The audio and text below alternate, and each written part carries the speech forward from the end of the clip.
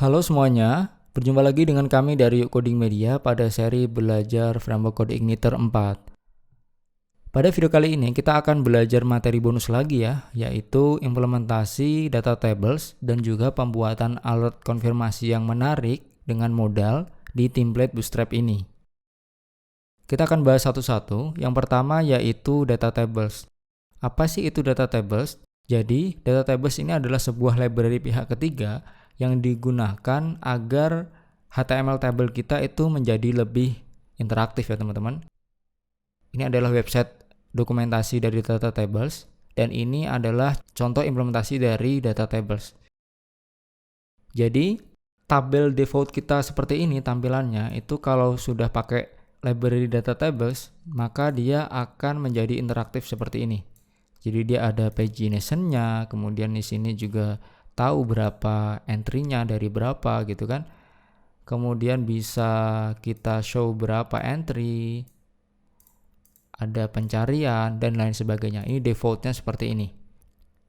Kalau teman-teman mau pelajari lebih lanjut, ada contoh-contoh yang lain seperti contoh di sini bisa ada child row, bisa tampil data-data, kemudian bisa responsif, kemudian ada juga export, Excel, PDF, dan lain sebagainya. Coba teman-teman pelajari sendiri dari dokumentasi data tables. Kita nanti mau implementasi yang mudah-mudah dulu saja. Nah, data tables ini ada dua teman-teman. Implementasinya yang pertama yaitu client side, dan yang kedua adalah server side. Bedanya apa? Bedanya dari load datanya. Kalau yang client side, ini dia load datanya semua di awal, kemudian dia baru di render data tablesnya dan baru di paging gitu. Jadi kalau mungkin datanya sudah ratusan ribu bahkan jutaan akan terasa lama ya loadingnya. Sedangkan kalau server side dia loadnya ini hanya per page yang tampil saja. Nanti semisal paging kedua maka dia baru di load, paging ketiga baru di load. Ini lebih efektif ya dan lebih cepat loadingnya. Nah, kita mau implementasi yang client side dulu. Kalau dari dokumentasinya, di sini yang dibutuhkan sebenarnya cuma dua file, yaitu file dari data tables CSS dan juga JavaScript dari data tables. Kemudian untuk inisialisasi data tabelnya, dia seperti ini caranya. Jadi ini ID dari tabelnya, kemudian .data table. Cuman kalau kita pakai default seperti ini kan default tampilannya ya. Dia kotaknya tampilannya masih seperti ini, tabelnya juga seperti ini. Ini mungkin tidak sesuai dengan tampilan dari template kita. Nah, kemudian untuk menyesuaikannya bagaimana? Jangan khawatir. Biasanya di template Bootstrap itu sudah include implementasi dari data tables. Di example biasanya ada ya. Kita kan kemarin pakai template Stisla. Nah, di sini juga sudah ada untuk modul data tablesnya. Tampilannya nanti seperti ini. Jadi sudah disesuaikan nih tampilan-tampilannya, tabelnya menyesuaikan dengan template ini. Kalau sudah ada seperti ini, berarti kita tinggal copy saja implementasi dari template-nya. Caranya, kita bisa klik kanan view pack source atau Ctrl U ya di demo template-nya. Kemudian kita cari dia load data table-nya itu apa aja. Nah, di sini ya teman-teman.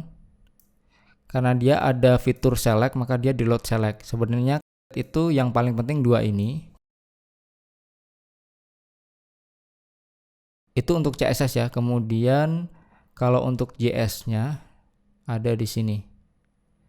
Dan dia yang inti itu yang ini. Oke, kita coba load ya. Kalau yang CSS kita pakai yang ini saja, sepertinya sudah cukup. Jadi kita buka project kita. Kemudian kita ke directory template kita, kan kemarin ada di public, kemudian template, kemudian cari di node modules ya. Di sini sudah ada untuk file-file bawaan dari data tables. Jadi kita tidak perlu install atau download lagi. Karena di template-nya sudah include. Kita tinggal pakai saja. Oke, untuk yang CSS kita bisa panggil ini ya, yang Bootstrap 4. Jadi saya mau pakai yang Bootstrap 4 ini. Kita panggil CSS-nya yang ini. Boleh yang ini atau yang ini terserah. Saya biasanya pakai yang min. Kita buka project kita di text editor, kemudian kita masuk ke app, kemudian views, kemudian layout, kemudian di default.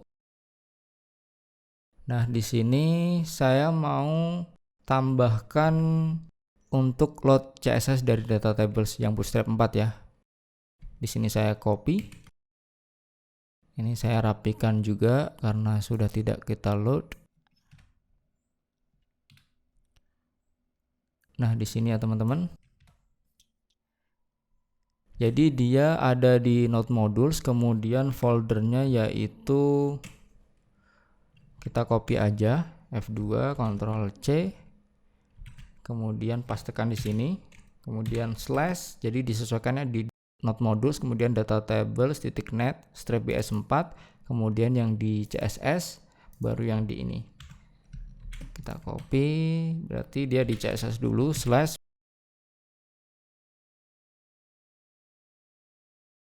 sesuaikan ya. Di sini ini dia sebenarnya ekstensinya .css ya. Jadi disesuaikan. Oke, kemudian kita coba refresh. Kemudian kita coba Ctrl Shift J atau klik kanan inspect element di Chrome ya. Di sini kalau di konsolnya nggak ada error berarti dia loadnya sudah berhasil. Nah, setelah CSS-nya sudah kita load, sekarang yang JavaScript-nya. Kalau JavaScript-nya kita ambil yang dari data table sama yang Bootstrap 4 tadi. Oke, berarti yang data tables biasa ya. Kemudian media, kemudian di JS, kemudian ini salah satunya. Oke, kita ke bawah untuk yang script JS. Di sini karena sudah tidak saya load, maka saya hapus saja. Sekalian dirapikan.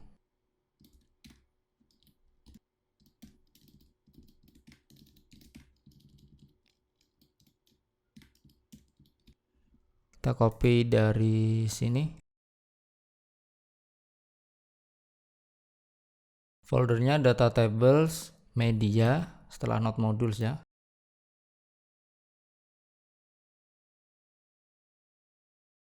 Media, JS, baru ini.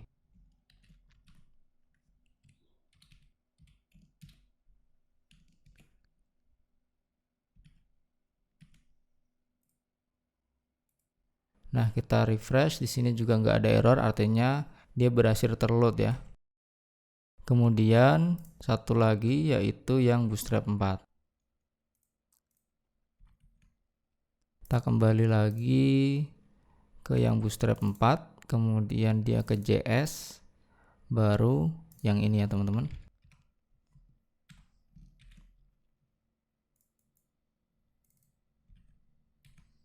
Kita copy lagi.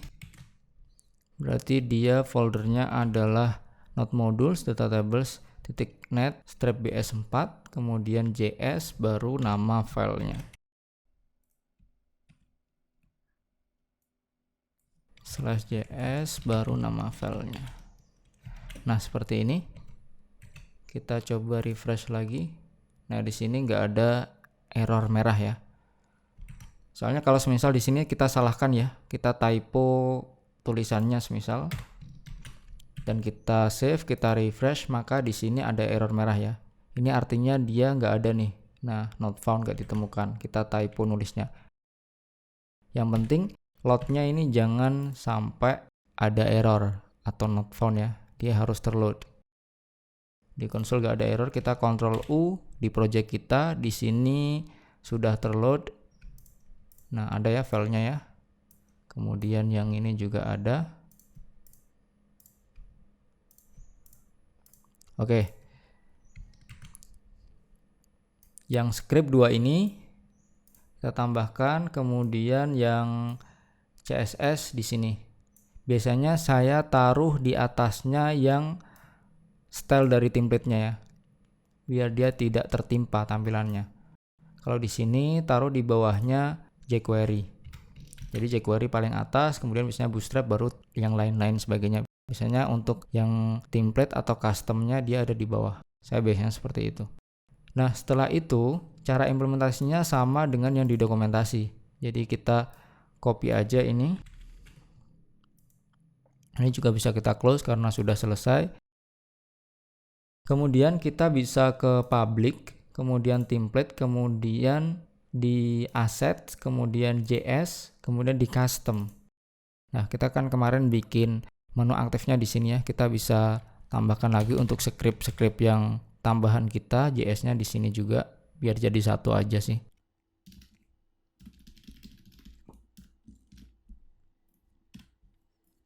Nah, kemudian ini ID tabelnya apa? Misal saya kasih, ini kan yang client set ya. Yang client set saya kasih nama table 1 seperti ini, .data table. Kemudian setelah di sini tadi kita load library data tables-nya dan di sini sudah kita tambahkan ini, kita tinggal tambahkan ID di tabel yang mau kita implementasikan. Seperti contoh semisal di gawe ini dulu ya. Berarti kita ke view, ke gawe, kemudian ke get. Nah, di sini di tag HTML tabel ini setelah kelas kita spasi, kita kasih ID sesuaikan dengan ID yang dipanggil di sini ya. Tabel 1. Kita save, kemudian kita refresh. Nah, di sini otomatis jadi seperti ini ya. Tampilannya ada pencariannya, tampil ini, dan tampil ini. Kita bisa cari juga sih. Nah, berarti kita sudah berhasil implementasi di data gawe untuk data tables client side. Kemudian untuk yang di grup kontak dan kontak saya sama saja. ID-nya kita samakan, jadi semua ID ini akan implementasi data tables client side karena sudah kita deklarasikan di sini. Kemudian di grup ya, index, di sini kita tambahkan juga ID. Kemudian di kontak, indeksnya, tabelnya juga kita tambahkan. Nah, dia ada muncul seperti ini. Nah, seperti ini. Ini yang client set ya. Untuk yang server side mungkin nanti kita akan implementasi di fitur yang di undangan ini.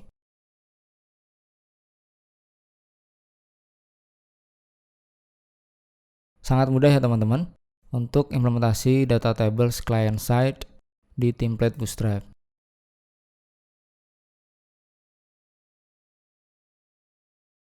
Oke, setelah kita implementasi data tables client side, kita mau juga bikin konfirmasi ya.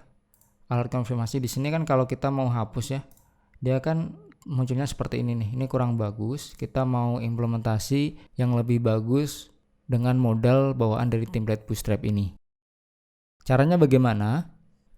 Coba yang di gawe ini kita buka lagi views, kemudian gawe, kemudian get. Nah, untuk buttonnya kan di sini nih ya. Button hapusnya kan kita pakai form submit ya. Kemudian yang konfirmasi JavaScript kan on submit return ini. Ini kita hapus saja. Kemudian kita tambahkan ID. Nama ID-nya kita kasih ini. Value ID. Misal del strap, kemudian echo php. Baru kita pastikannya seperti ini.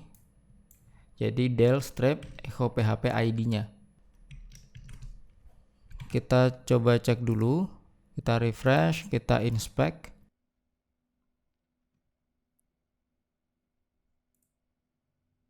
Nah, di sini sudah ya del 1. Di sini del 2. Kemudian di bagian buttonnya ini, button trash-nya, kita tambahkan ini bawaan dari template-nya.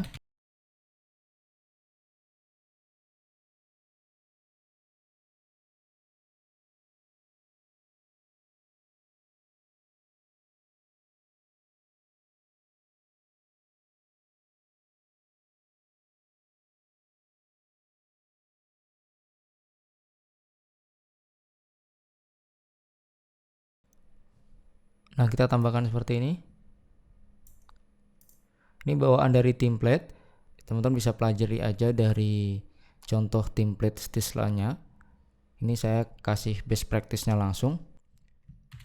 Kemudian di bagian tadi lagi custom, kita buka di public, template, kemudian assets, kemudian JS, custom JS. Di sini kita tambahkan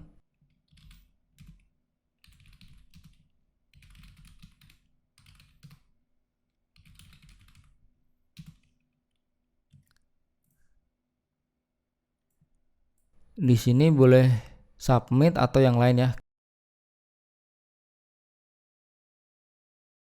Di sini saya ganti jadi submit del, D-nya besar. Kemudian di sini kita bikin function sesuai dengan nama ini.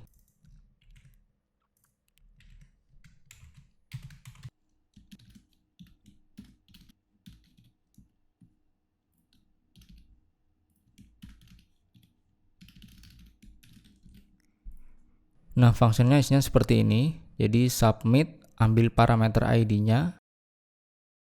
Jadi di mana dia tadi ya ID del strap ID, nanti di submit. Nah, di sini submit del, kemudian masukkan parameter ID-nya. Oke, seperti ini kita coba refresh. Kita cek di konsol, Ctrl Shift J. Yang penting di sini nggak ada error ya. Kalau di sini ada error berarti masih ada typo. Misal di sini saya typo. Nah, di sini ada error ya karena saya typo JS-nya. Oke, kita klik. Nah, dia muncul seperti ini. Kita cancel. Misal saya mau tambahkan baru lagi. Nah, di sini saya mau hapus, cancel, hapus, yes. Nah, maka dia berhasil dihapus ya, datanya sudah nggak ada. Jadi alertnya menjadi seperti ini. Lebih bagus ya teman-teman. Oke, ini cukup seperti ini. Kemudian yang di sini kita bisa copy ke yang lain. Ini kan digawe nih. Sekarang mau yang di grup kontak. Grup, kemudian index.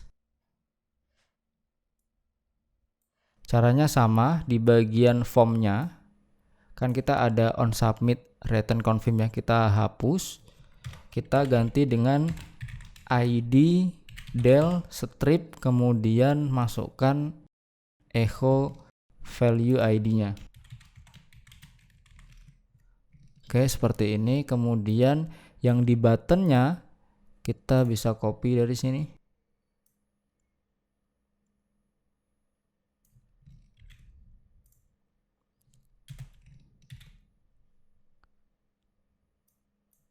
Kemudian di sini kita ganti jadi ID group.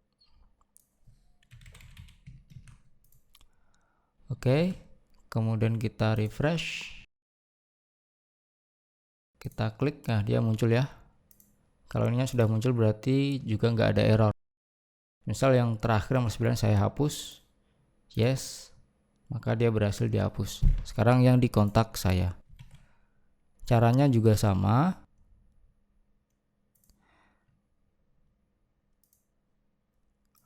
Kontak index.php. Kita ulangi sekali lagi. Di bagian on submit-nya di form kita hapus, kita ganti jadi ID del strap echo value ID-nya. Oke, kemudian ini kita copy. Kita pastekan di button. Oke, kemudian kita ganti di sini kan ID kontak ya. Kemudian kita refresh lagi. Kita cek di konsol juga nggak ada error. Dan alertnya juga bisa muncul. Nah, yes, terhapus. Oke, saya perlihatkan lagi scriptnya. Jadi di customnya tadi data tables kita tambahkan inisialisasi seperti ini. kalau yang model confirmation seperti ini. Kemudian tadi di bagian tabelnya, kalau mau ditambahkan data table kita kasih ID.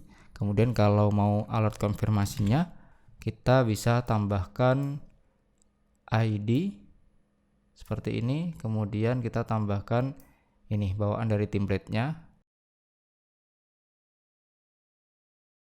Oke, dan satu lagi ya, saya coba yang di logout nih, mau saya tambahkan.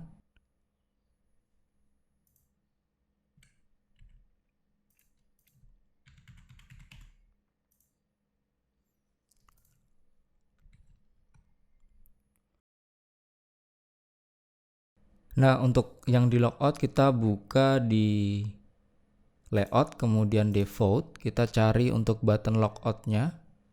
Nah, kan ada di sini ya. Di sini kita tambahkan ID. Saya namakan logout. Kemudian kita kasih yang di index tadi sama data confirm dan data confirm yes. Atributnya ya.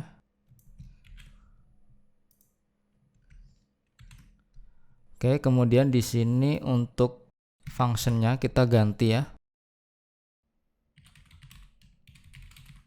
Misal di sini functionnya saya namakan return logout.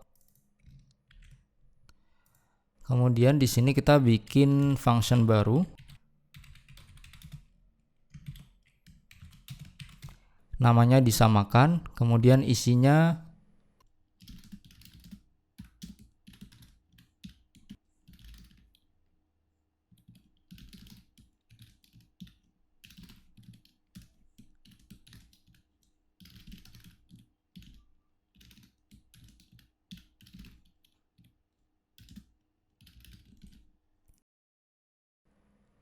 nah isinya seperti ini. Kita cek lagi yang di button logout, di sini kita ganti.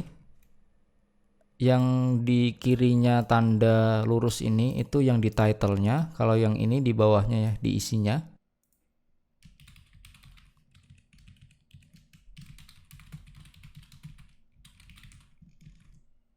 Nah, kita tambahkan seperti ini.